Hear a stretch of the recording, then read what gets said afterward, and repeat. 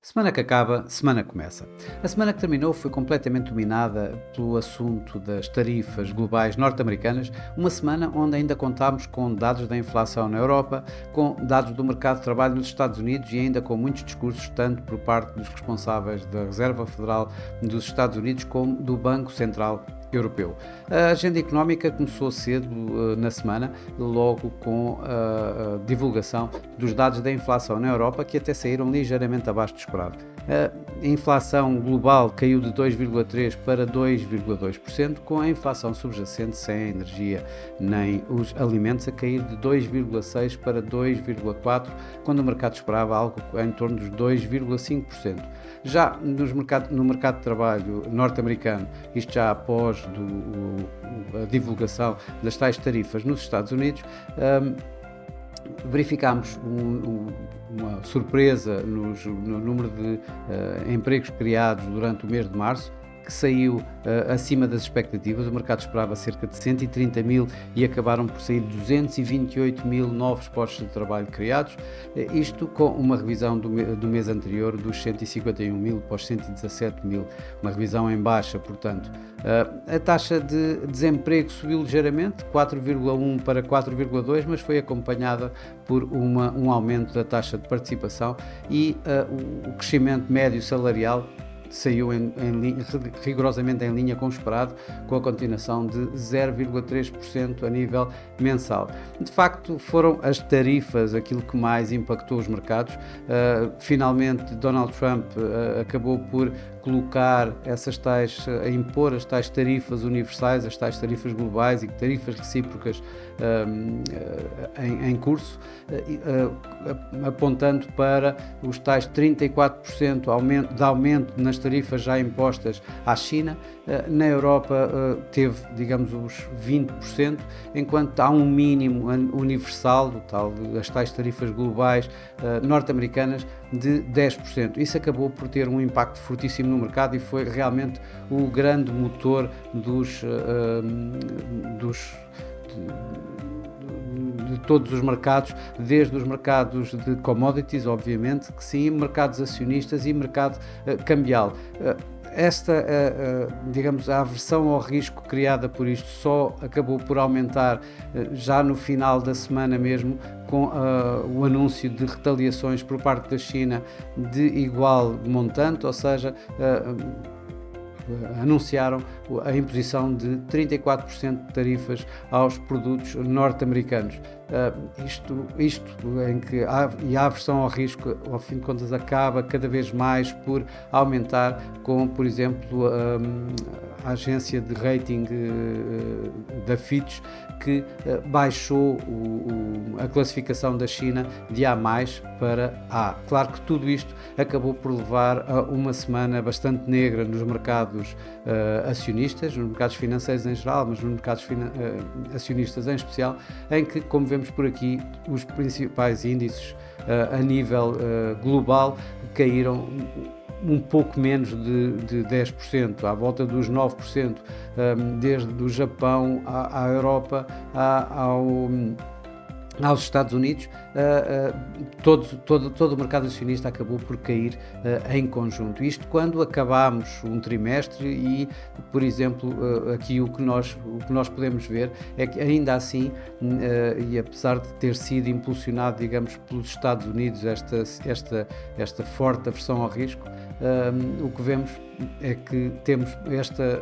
nestes primeiros 3 meses do ano, portanto nestes 3 meses e alguns dias do ano, temos o S&P 500, o índice mais representativo dos Estados Unidos, a cair quase 14%, enquanto temos uma pequena perda nos índices europeus, neste caso o índice representativo das 50 maiores empresas europeias, aqui a cair um pouco menos de 1%, aqui à volta dos 0,6% a cair, ou seja, numa clara transição de transferências de fundos dos Estados Unidos para a Europa. O PSI esta semana acabou por cair cerca de 4,5%, um pouco menos do que a generalidade dos seus pares europeus, isto quando o BCP afundou, foi o que mais afundou esta semana, nos tais receios de uma recessão global à volta dos 13%, e a Jerónimo Martins foi a empresa que mais ganhou dentro do PSI, que ganhou aqui um pouco mais de 3%. O mercado cambial também teve, obviamente, um impacto forte desta aversão ao risco que se sentiu. Tivemos o dólar de novo cair, o índice do dólar DXY chegou mesmo ligeiramente abaixo de 101, acabou por recuperar no final da semana alguma coisa, de qualquer das formas vem dos 103 do início da semana até aí. As divisas que mais ganharam acabaram por ser o iene, o franco suíço e o próprio euro. O euro-dólar registou um novo máximo, começou a semana em torno dos 1,08, chegou à volta acima de 1,11, à volta dos 1,1144, e terminou ligeiramente acima de 1,09 esta semana. Já o dólar-iene acabou por fazer um novo mínimo, tanto o dólar-iene como o dólar contra o franco suíço, ou seja, as moedas do iene e do franco suíço acabaram por registrar máximos que não se viam há mais de 6 meses. Das divisas que mais perderam foram as chamadas commodity currencies, por um lado, por outro lado também as divisas com menos liquidez e, portanto, numa situação de aversão a risco, são as que mais saem pressionadas. Neste caso, o dólar australiano, ainda por cima depois do forte impacto na China das tarifas impostas pelos Estados Unidos, pressionaram mais o mercado chinês, acaba por ser a divisa que acabou por perder mais praticamente ele conseguiu perder face ao dólar aqui cerca de 4%, com um dólar a perder. Já a coroa norueguesa, que vinha a registrar várias semanas de ganhos consideráveis, acabou esta semana por ser uma das que mais perdeu, com o Euronoc a subir aqui à volta dos 4%, isto com a coroa norueguesa ainda pressionada também pelas fortes perdas dos mercados petrolíferos. Nos mercados emergentes, obviamente que todos os mercados emergentes perderam. Em especial, tivemos esta semana o rand sul-africano, que também foi alvo de forte tarifa por parte dos Estados Unidos, 31%. E obviamente que também, como uma commodity currency, acaba por também ser ainda mais pressionada, e isto levou também a perdas de à volta dos 4% face ao dólar. Claro que as commodities tiveram um desempenho muito negativo esta semana, todas elas, incluindo o ouro, isto com pressões a aumentar relativamente a uma possível recessão nos Estados Unidos e mesmo a nível global, que acaba por pressionar bastante as matérias-primas. Tivemos o ouro, ainda assim, logo no início da semana, com o aumento das tensões geopolíticas ainda e antes do anúncio das tarifas, ainda ganhou alguma coisa, acabou por registrar um novo máximo, desta vez à volta dos 3.167 dólares por onça de ouro, isto antes de as tais tarifas acabarem por pressionar todas as commodities em geral, o ouro incluído, e que acabou por perder esta semana 2,5%. Já os preços do petróleo, esses afundaram bastante mais, apesar de ainda terem tido algum suporte no início da semana, com as tensões geopolíticas, nomeadamente no Médio Oriente, Irão e Rússia, a continuar, mas de facto, quando o lançamento das tarifas deu então esta tal pressão sobre um crescimento económico complicado, para dizer o mínimo, acabou por levar os preços do petróleo a afundarem esta semana cerca de 10%, com mínimos levando o petróleo para níveis de 2021, que já não se viam desde 2021. Esta semana que vai entrar, é uma semana onde certamente vamos continuar a acompanhar e a ver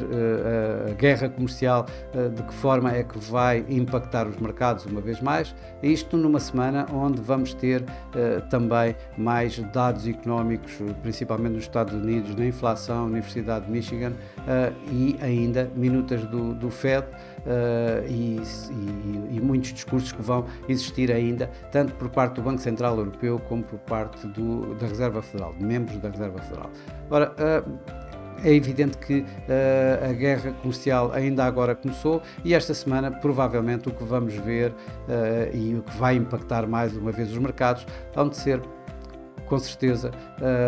algumas retaliações que vão sendo divulgadas, outras negociações que vão ser tentadas com Donald Trump, e tudo isso vai claramente ser o grande motor desta semana nos mercados. Novamente, isto quando vamos ter dados importantes, mas como vimos na semana passada, esses dados ficaram bastante para segundo plano e provavelmente esta semana vai acontecer o mesmo. Ainda assim, a semana começa com a Europa, com a confiança do investidor, que claramente vai ser impactada por todas estas situações que todos nós temos vindo a acompanhar.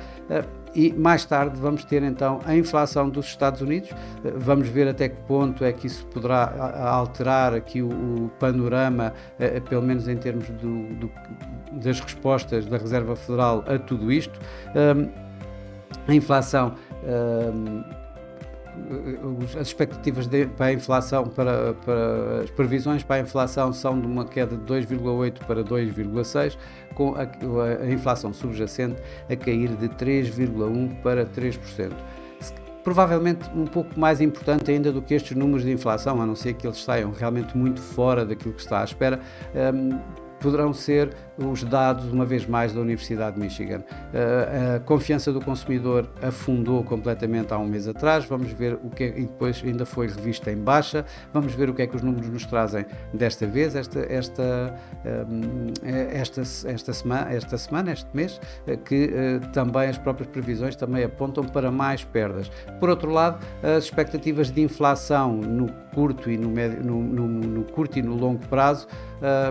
o mercado está à espera que elas se mantenham nos níveis máximos de vários anos, de décadas mesmo, que estão neste momento, ou seja, que estão nos 5% no curto prazo e nos 4,1% no longo prazo. Isso provavelmente poderá também aqui assim ter algum impacto, mas isto só no final da semana mesmo.